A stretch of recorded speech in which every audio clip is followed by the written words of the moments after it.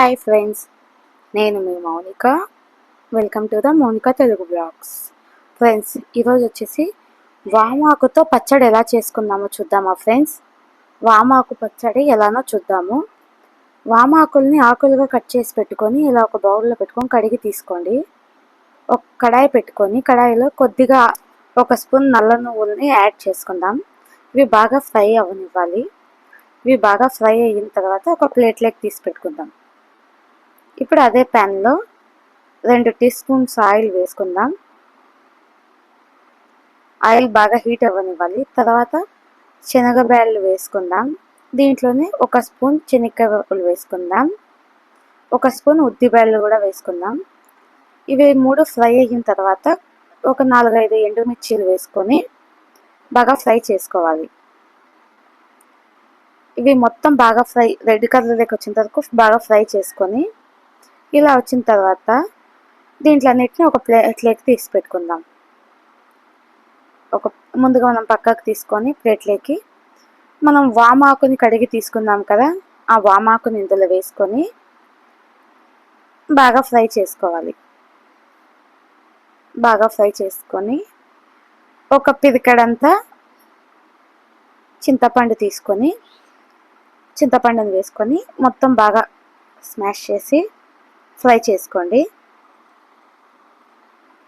Fry చేసుకున్నాము కదా, ఇప్పుడు ఒక 10 నిమిషాలు మూత పెట్టేసి వదిలేద్దాం. ఒక 10 నిమిషాల తర్వాత చూస్తే ఇలా మగ్గిపోయి ఉంటుంది వామాకు ప్లస్ చింతపండు 2. దీన్ని మొత్తం వాటర్ అనేది లేకుండా ఇంకిపోయేంత వరకు వేయించుకోవాలి.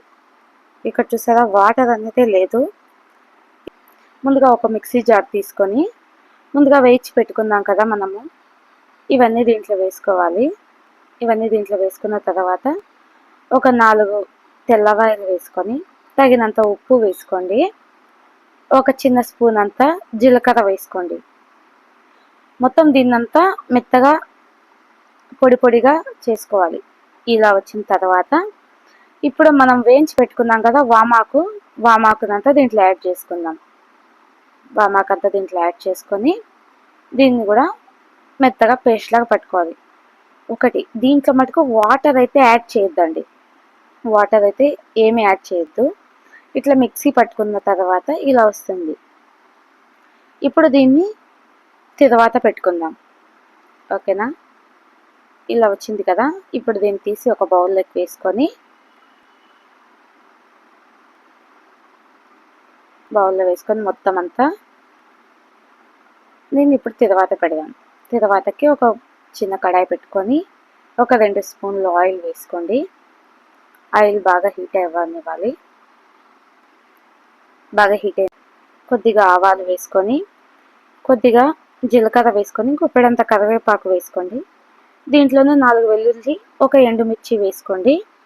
దీన్ని మొత్తం ఫ్రై అయ్యాక దీంట్లో వేసుకొని కలబెట్టుకోండి ఫ్రెండ్స్. ఎంతో టేస్టీ అయిన వాము పచ్చడి రెడీ ఫ్రెండ్స్. వేడివేడి అన్నంలోకి నెయ్యి వేసుకొని తింటే సూపర్గా ఉంటుంది ఫ్రెండ్స్.